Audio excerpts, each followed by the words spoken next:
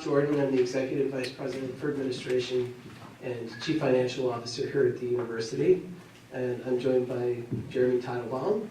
Hi, I'm Jeremy Teitelbaum. I'm the Provost, the Executive Vice President for Academic Affairs for the university. And we are here tonight at this town hall meeting to discuss the administration's proposal for student fees for the fall semester of 2018, the academic year 2018-2019.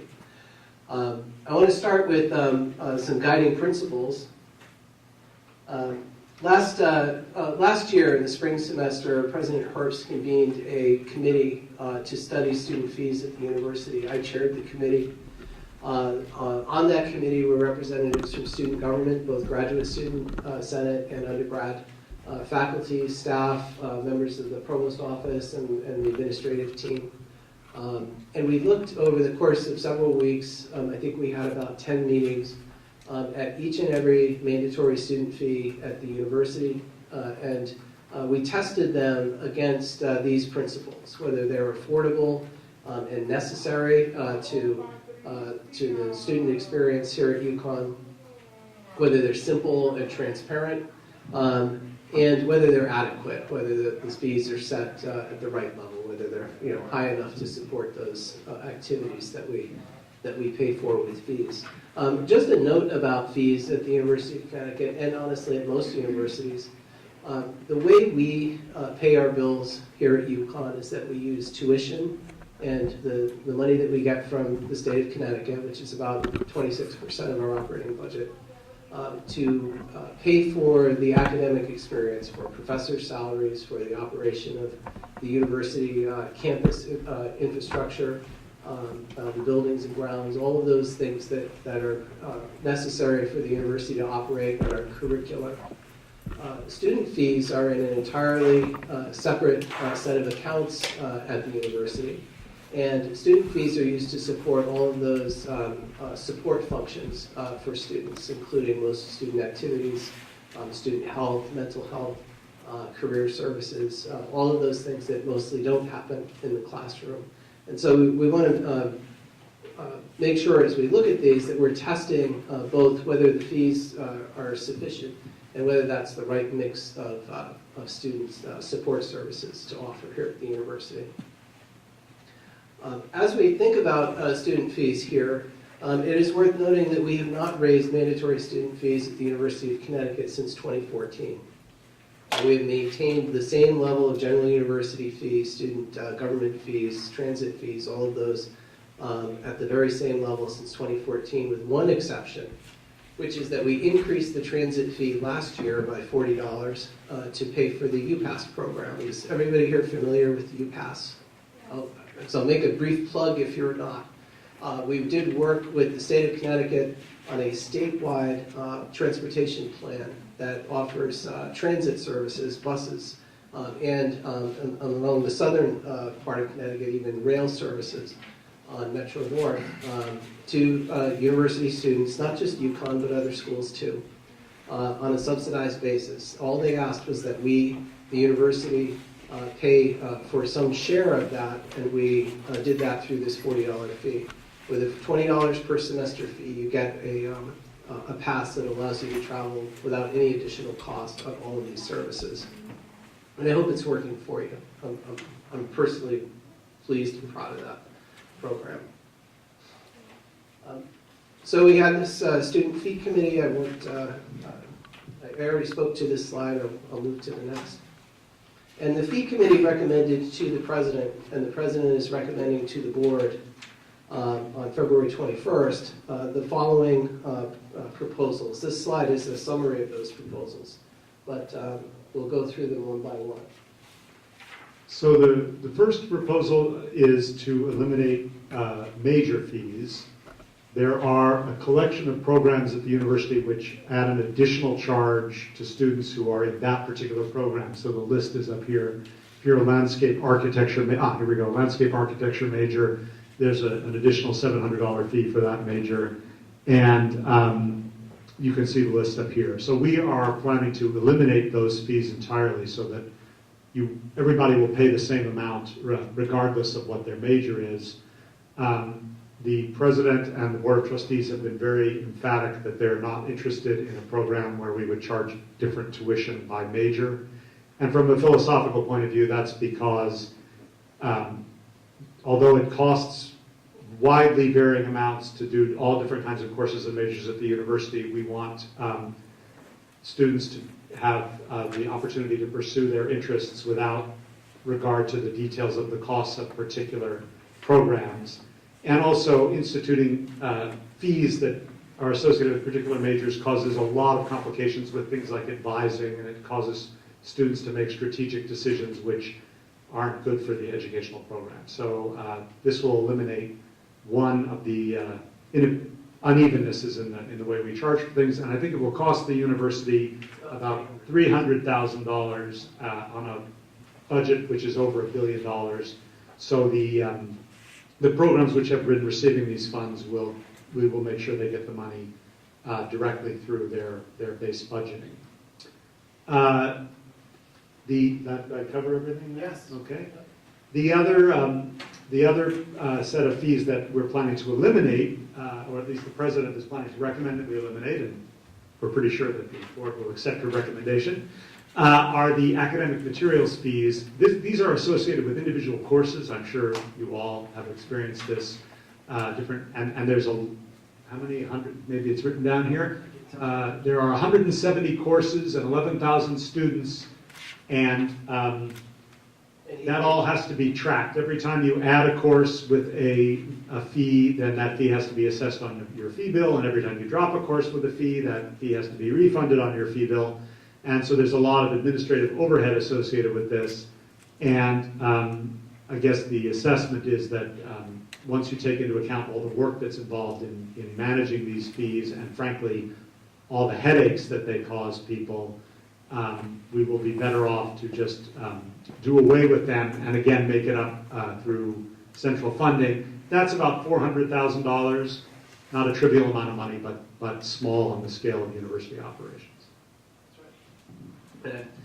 We're joined by Peggy Selleck, the university bursar today, who these fees generate 18,000 separate billings at the university that she will not have to do anymore. So I hope you're to cheer for that.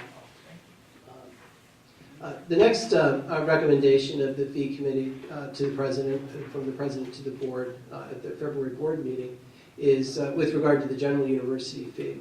We looked at the general university fee. That is the principal fee at the university. It's the largest fee. It supports a whole host of student support services here, including athletics, Greek life, Jorgensen Performing Arts Center, marching band, etc. You can see the list here. The largest share of the general university fee is for student health services to the infirmary here on the Storrs campus, and to associated other activities, including wellness and mental health services here. As we looked at this collection of student support services and the associated governance around it, there is a GUF committee that's run through student affairs that includes folks from student government and other activities that students participate in. We thought that student health services was markedly different than all of the other things. First of all, it's the largest share. It has entirely different cost drivers than other activities on campus. And it really called to be pulled out of the GUF and to be treated as a separate entity and separate fee. And so that's the proposal on the table, is to cut the general university fee by $580, which is the amount of GUF that goes towards student health services, and create a new student health services fee of $580. The overall proposal is to not raise the general university fee at all. In fact, maybe I should get right to the punchline of this whole package, which is we don't propose to raise any fees this year at all. In fact, the proposal is to cut those fees that Jeremy talked about earlier. But we do propose to remove student health services from the oversight of the GUF committee and to have its own separate fee, again, because running a health clinic is so much different than, say, a marching band or the Jorgensen Arts Center. The next couple of proposals have to do with regional campuses. They're at the Hartford, Avery Point, Waterbury, and Stamford campuses. Did I leave any out? I don't want to offend anyone. Hartford, yeah, the downtown, our new downtown Hartford campus, which you should visit and maybe even take the free bus too, because it's a beautiful, well, the bus that you can take with your U-Pass that you paid $20 for, because it's really a beautiful campus right in the heart of Hartford. We looked at the general university fee paid by students on those campuses, and we have two recommendations. The first is to normalize those fees. Most regional campus students pay $112 in GUF, but some programs, for some reason, paid $74. So we recommend across the board $112 for all regional students for the general university fee.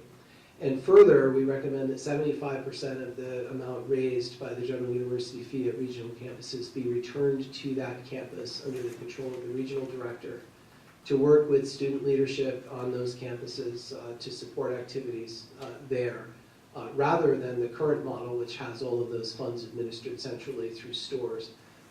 Especially as our regional campuses are developing, are growing at a terrific rate. Stanford and Hartford in particular, enrollment is up, and we offer more four-year options at those campuses. We think it's important that the regional directors have what they need to offer a better student life experience there. And so we think returning those funds to them just makes sense. And then the last recommendation of the student fee committee is to formalize governance around student fees. First, to empower the Student Activity and Service Fee Advisory Committee, the SASFAC, which is the committee that's administered through the Vice President of Student Affairs, to create policies and procedures around better administration of those fees. And second, to establish an executive student fee committee, which is principally made up of the president, provost, and me, but provides a sort of committee of appeal and a committee that non-student activities related fees can be proposed and vetted. And examples of those sorts of things, we have none on the table now. We're not established. In fact, this committee currently has no agenda and no plan to meet because no one is proposing any new fees on campus. But if that were to happen, we want to make sure that it's clear that there is a process for doing so. And so the bottom line for student fees for our proposal, this is the slide I skipped to earlier, is that we are not proposing to raise fees at the University of Connecticut this year. Total mandatory fees will remain at $2,882.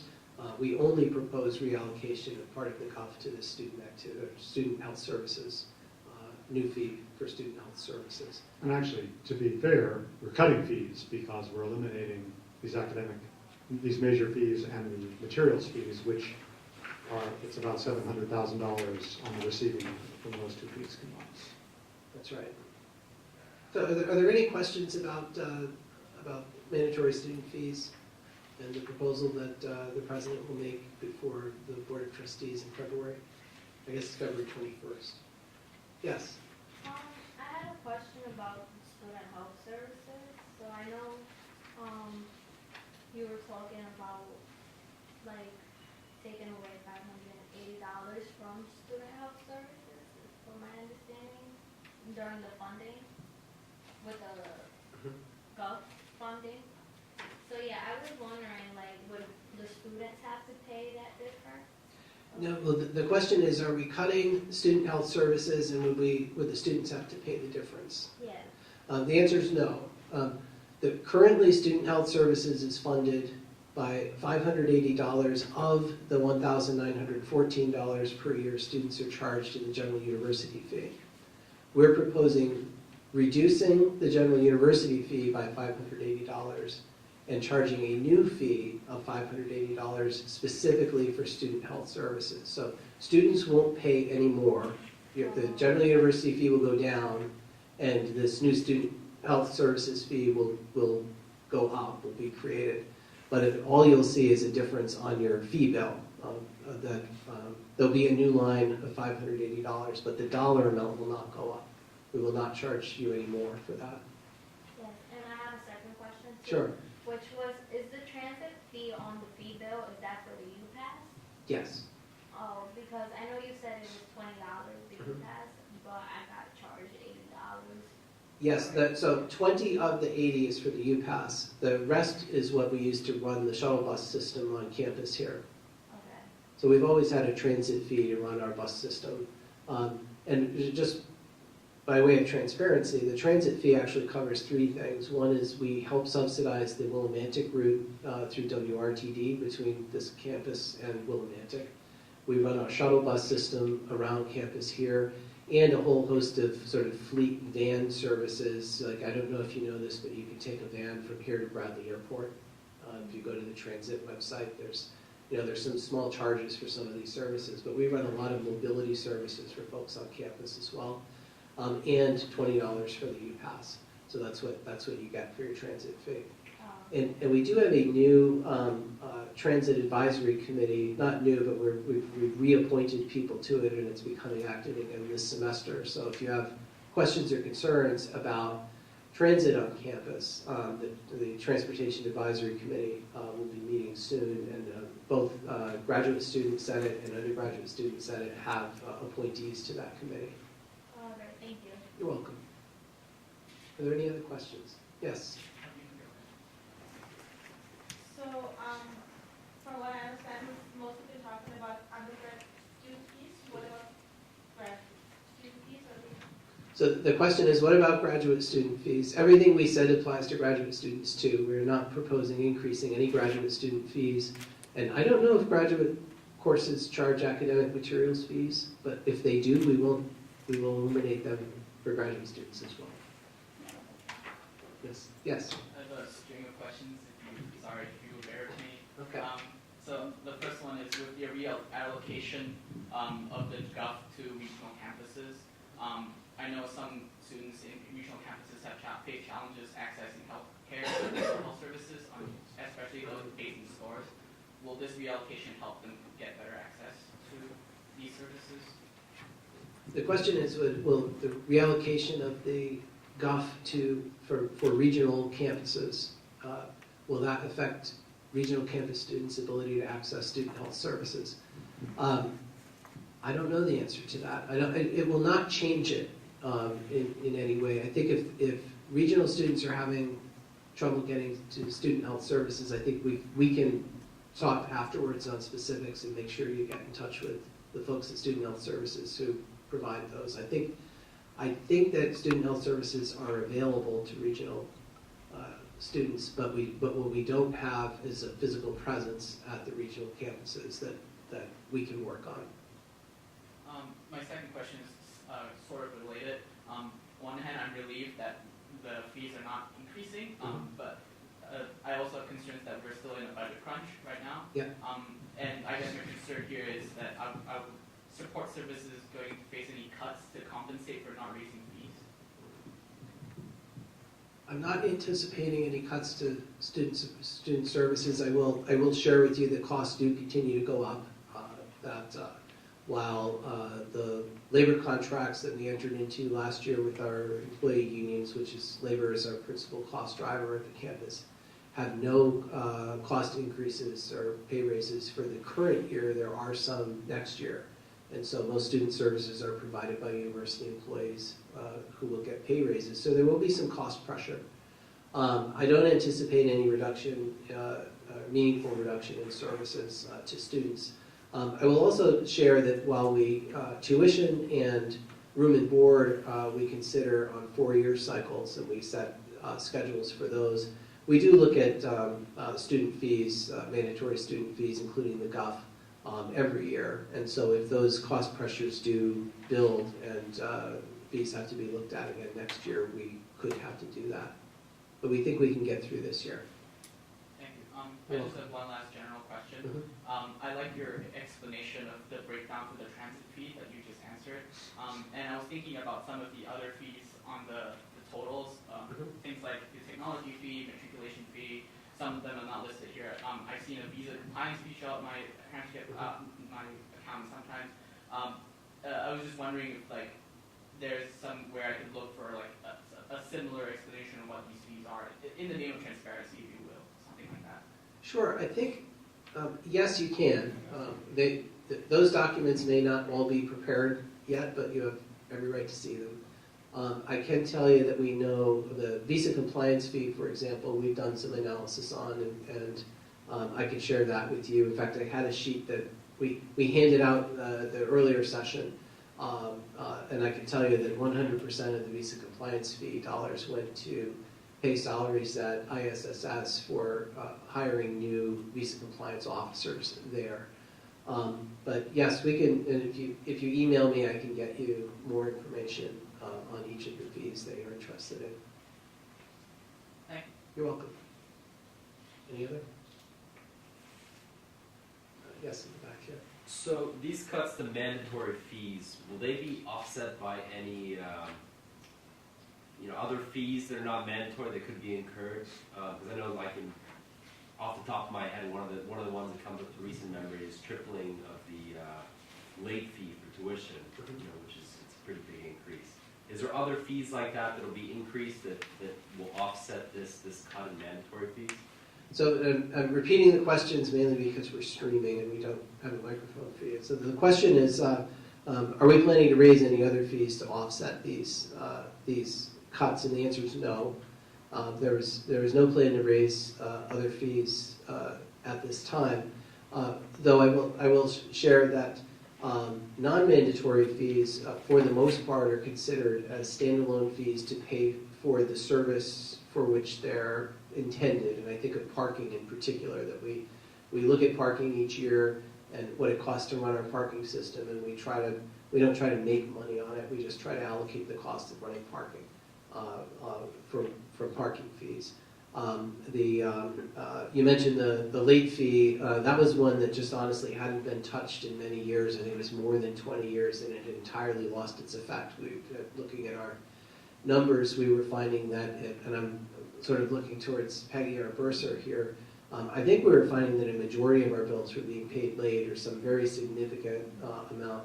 And the truth is, if the semester starts in September and folks, because there's no meaningful penalty for paying late, don't pay until 10th day, that means that we're operating for several weeks without enough money to operate. And so we looked at that for the first time in really a generation and decided that a $50 late fee was not enough to get anyone's attention, and I think we're at $150 now. But that's what drove that decision. And of course, the whole point of that is that many fewer people pay it.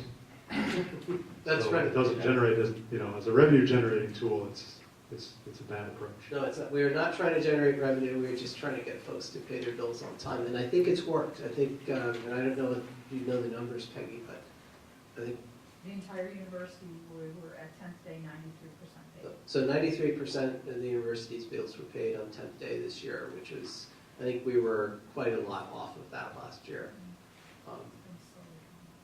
So 10th day, I don't know if you're aware of this, that we do all of our counting on the 10th day of classes. Like that's when we know how many people attend the university, how many people are in rooms and dining plans, and how many have paid their bill, and that's sort of our census day here. So you'll hear sometimes we throw words like that around, but that's what that means. 10th day is an important day for us. Are there any other questions about these fees? So in the interest of transparency, those were the principal recommendations of the fee committee and recommendations that the president will put before the board on February 21st, our next board meeting, to set fees for next semester. While we are looking at fees with the board, we do have a couple of other proposals that I want to share with you so that the first is that I already mentioned that we're not planning to look at student housing or dining this year, but we have two small areas that we are going to look at, call it tweaks to our housing plans, and these are both in sort of higher end or premium housing offerings that we have in our housing system. The first is that there are 48 apartments on campus. And this is all within a context of declining housing. We have vacancies in our housing system right now. So there was a time when UConn's housing was over full, but now we have some vacancies. And because we have vacancies, some of our 2-bedroom apartments actually only have 2 people in them. And they were, when the prices or the rates were set for those apartments, they were set assuming that 4 people would live in them. And so you should know, if you don't know already and you're picking your housing for next year, there are some very nice apartments in Charter Oak and Hilltop that are 2-bedroom, now programmed for 2-person apartments where you have a private bedroom. And we are going to raise the rate on that somewhat from the base rate where it would be where you have a roommate. The second is a similar rate change that we're proposing, and that is to our very best apartments in Stamford. Is anyone here from the Stamford campus? We offered for the first time housing in Stamford this year. We did that by partnering with a real estate developer who is building a high-end sort of luxury apartment building just a short way from the UConn campus there. And these are very nice apartments. They have granite countertops and stainless steel appliances. This is how they came. And to our surprise, when we offered those, the penthouse apartments, the highest priced apartments, went first and were the most popular. And so we're proposing an increase to the rate for the penthouse apartments by 4% next year. So those are the only changes to housing and dining that we're proposing next year. And again, both for a very small number of apartments that are better than most of the other apartments that we offer. And then the last proposal that we'll be putting before the Board of Trustees, which we do every year, are for a certain number of business school programs that maybe Jeremy could talk about. So the business school, this is on now. The business school runs I think they're mostly master's programs, which are aimed at people who are in various professions, and they're run as fee-based programs, not as like usual tuition-generating programs. It's a kind of a way for the business school to make some money. So these programs have their fees set separately from tuition, and so the business school is proposing to increase their fees. You can see the chart in the cost per credit of these programs. So this will affect these degree programs only. And as I said, mostly these are professional degree programs, people who are working and taking these programs, or who comes particularly. Some of these are offered in Hartford and Stanford. Anybody here in one of these programs?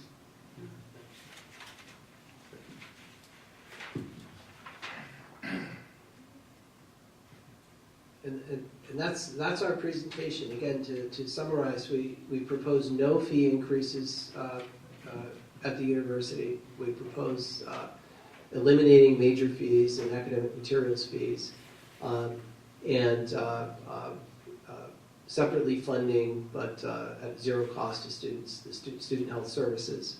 A couple of changes to some of our better apartments in Stamford and here in Storrs, and the business schools, some of their executive MBA programs, tuition will be adjusted next year. That's all. That's our proposal for the year. Are there any questions? Thank you for coming out tonight. We appreciate it. Yeah, thanks. Thanks very much. Again.